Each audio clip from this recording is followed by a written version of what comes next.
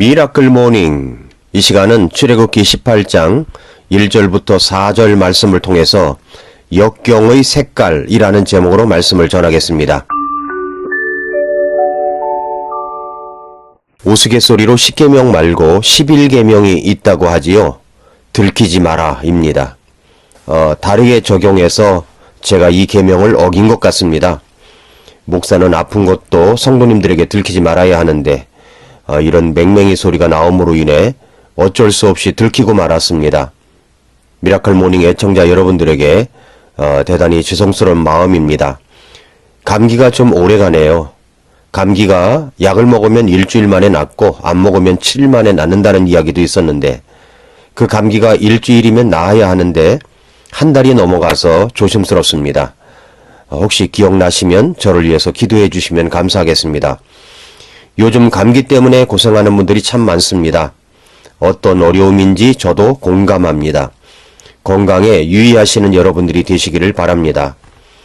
우리 주변을 보면 정말 역경이 없는 사람이 없는 것 같습니다. 욥기 말씀 5장 7절에서 불티가 위로 날아가는 것 같이 사람은 고생하려고 태어나느니라고 하셨는데 그 말이 정말 맞는 것 같습니다.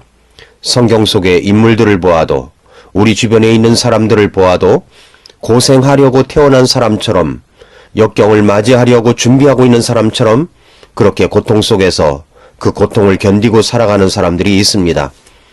이 역경은 성경 속의 위인들, 믿음의 사람들이라고 예외는 아닙니다. 우리가 너무나 좋아하는 요셉도 그리고 이스라엘의 지도자 모세도 모두 엄청난 고난을 겪었던 분들입니다. 그런데 그런 고난을 요셉도 모세도 모두 잘 넘겼습니다. 그들은 그런 고난을 넘겼다는 것을 어떻게 드러내 보이고 있습니까? 그것은 요셉과 모세가 각각 두 아들을 낳았는데 그 아들들의 이름을 통해서 다가온 고생과 역경과 고난을 잘 넘기고 승리하였다는 것을 알 수가 있습니다. 먼저 첫 번째로 요셉의 경우를 볼까요? 먼저 요셉이 이집트에서 총리가 되고 나서 결혼을 하여 두 아들을 낳았습니다. 그런데 두 아들의 이름이 흥미롭습니다. 장자의 이름은 므낫세, 차자의 이름은 에브라임입니다. 므낫세는 잊어버렸다는 뜻이고 에브라임은 번성하다, 열매를 맺는다는 뜻입니다. 첫째 아들을 낳자 이름을 므낫세라고 지었습니다. 뜻은 잊어버렸다라는 뜻이라고 했습니다. 무엇을 잊어버렸다는 것입니까? 그동안의 모든 역경과 고난의 세월을, 원망스럽던 과거의 일들을 다 잊어버리겠다는 각오와 결심을 아들의 이름을 통해서 자신의 믿음을 드러내고 있습니다. 얼마나 많은 세월 동안 헤아릴 수 없는 고통을 당했겠습니까? 평생 잊을 수 없는 고생들, 고통들, 역경들, 그것을 믿음으로 잊어버리겠다고 하는 것입니다. 요셉이 걸어온 아픈 과거는 쉽게 잊을 수 없는 고통과 역경들이 많았었습니다. 그것은 정말로 쉽게 잊을 수 없는 것들이었습니다. 그런데 요셉은 아들을 낳으면서 이름을 므낫세로 지으면서 나의 과거는 이제 다 잊어버렸다로 끝냅니다. 그것은 하나님 안에서만 가능할 수 있는 일들입니다. 은혜 받은 자만 가능한 일입니다. 둘째 아들을 낳자 이번엔 그 이름을 에브라임이라고 지었습니다. 뜻은 번성하다, 열매를 맺는다라는 뜻이라고 했습니다. 이제 과거는 잊어버리고 하나님이 주시는 번성하는 모습들, 열매 맺는 세월을 향해서 걸어가겠노라고 하는 요셉의 의지가 드러나고 있습니다. 이제 하나님이 나로 나의 수고한 땅에서 창성하게 하셨다고 고백하고 있습니다. 우리가 믿음 가운데서 평안한 생활을 하려면 이 두 가지의 이름이 우리 속에 있어야 합니다. 누구나 고생하는 것은 다 있습니다. 고난과 고통이 오면 나만 그렇게 혹독하게 당하는 것처럼 생각됩니다. 그러나 우리 믿음의 선배들도 다 그런 고생과 역경과 고통이 있었습니다. 예수님 안에서 구원받은 하나님의 자녀라면 이제 예수님의 이름으로 그 고생스러웠던 일들, 나에게 상처를 주며 고통을 주었던 사람들을 잊어버리는 것입니다. 그리고 앞으로 우리 예수님께서 나에게 주신 번성들, 풍성한 열매들을 기대하는 것입니다. 그렇게 될 때 우리는 보다 더 행복한 생활들, 평안한 생활을 할 수 있습니다. 요셉은 두 아들을 낳고 그런 결단을 아들들 이름으로 드러내 보였기 때문에 형제들도 용서할 수 있었고 위기를 당한 이집트를 구출할 수 있었습니다. 더 큰 역사를 위하여 사소한 것들은 잊어버리고 주님을 기대하는 것, 오늘 우리들의 생활 속에서 나타나야 할 이름들입니다. 모세의 경우를 살펴보겠습니다. 모세는 40년 동안 이집트의 파라오의 공주의 아들로 성장을 하였습니다. 그때 당시에 왕이 아들이 없었기 때문에 공주의 아들이 왕위를 물려받을 수 있는 기회가 있었습니다. 그러나 모세는 어떤 삶을 결단합니까? 히브리서 11장에는 모세의 결심을 이렇게 말씀하고 있습니다. 히브리서 11장 24절 25절에 보면 믿음으로 모세는 나이가 들었을 때에 파라오의 딸의 아들이라 불리는 것을 거절하고 잠시 죄의 쾌락들을 즐기는 것보다 오히려 하나님의 백성과 함께 고난받는 것을 택하였으며 라고 했습니다. 모세의 삶의 결단은 정말 훌륭하지 않습니까? 그러나 육신적인 결단으로 그 뜻을 이룰 수는 없었습니다. 그는 졸지에 살인자가 되어 미디안 광야로 도망을 가게 됩니다. 그곳에서 이드로의 딸과 결혼을 하여 아들을 낳았습니다. 첫째 아들 이름은 게르솜이었습니다. 출애굽기 2장 22절에 보면 그녀가 그에게 아들을 낳음에 그가 그의 이름을 게르솜이라 하였으니 이는 그가 말하기를 내가 낯선 땅에서 나그네가 되었도다 하였기 때문이더라 라고 했습니다. 게르솜이라는 뜻은 내가 낯선 땅에서 나그네가 되었도다 라는 뜻입니다. 내가 어찌하여 여기서 나그네가 되었는고 어찌하여 내가 여기 미디안의 적막관 광야에서 살게 되었는고 라는 뜻을 담고 있습니다. 그는 나그네된 자신의 모습을 보면서 한없는 인생의 고독과 적막감과 별 볼 일 없는 자신의 존재를 확인했을 것입니다.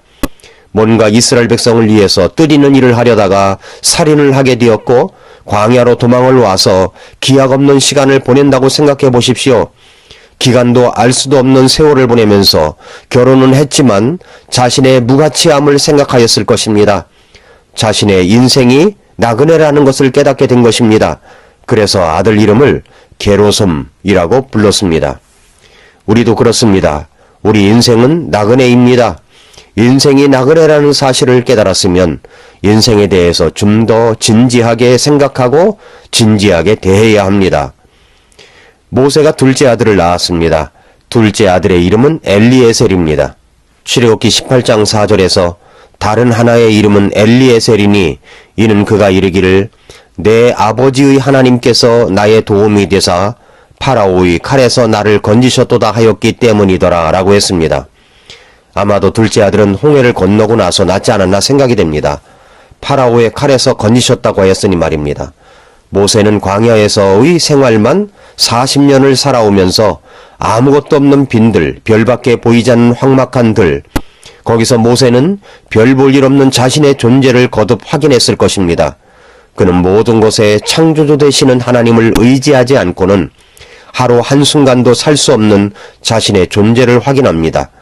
그리고 그는 하나님께서 파라오의 손에서 이스라엘 백성들을 건져주시고 지켜주시는 모습을 보면서 하나님이야말로 진정 나의 도움이 되시는 분이라고 고백했던 것입니다. 그것을 자신의 둘째 아들 이름을 지으면서 자신의 믿음을 거기에 드러내 보인 것입니다. 하나님은 우리를 도우시는 분이십니다. 그는 날마다 광야에서 하나님을 의지하는 것을 배웁니다.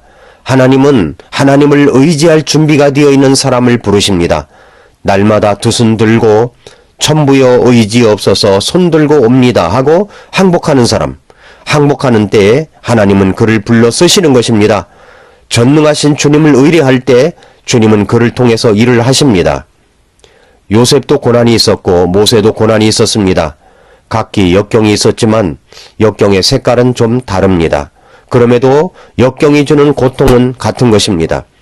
사람마다 역경을 받는 색깔은 다 다릅니다.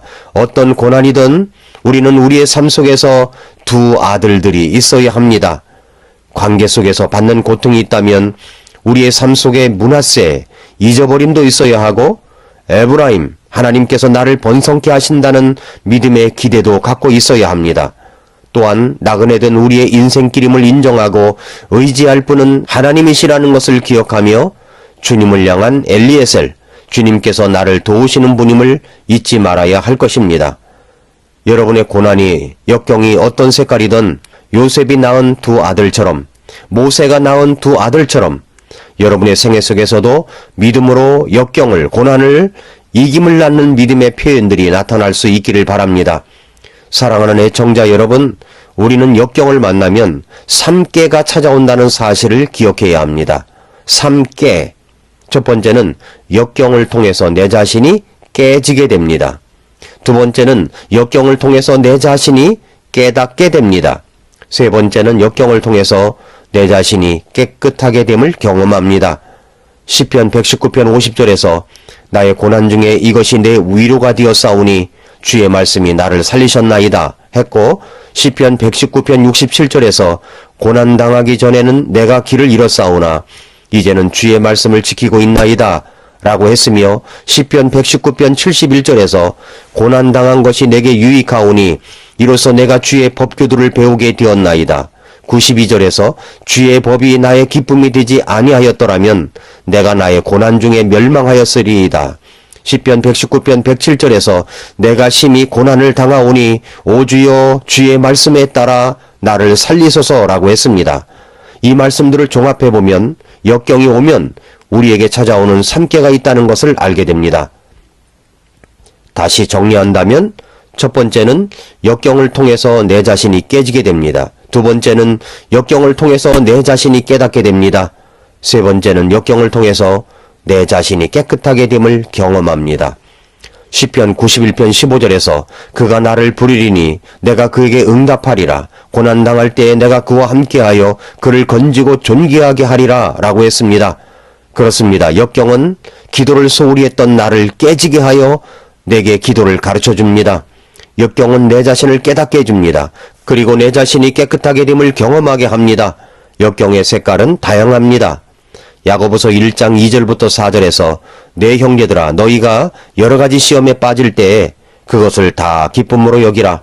너희 믿음의 단련이 인내를 이루는 줄 너희가 아느니라. 오직 인내를 완전히 이루라. 이것은 너희가 완전하고 완벽하여 아무것도 부족함이 없게 하려 함이라. 역경을 통해서 결국 나를 성장시키며 가장 좋은 것을 주시는 하나님, 완전하고 완벽하여 아무것도 부족함이 없게 하시려는 하나님이십니다. 혹시 역경 속에 있는 분이 계십니까? 말씀에 따라 나를 살리는 우리 주님을 계속 따라가십시오. 지금의 역경은 장차 우리에게 나타날 영광과 비교할 수 없는 영광스러운 날이 오게 될 것입니다. 오늘도 미라클 모닝입니다.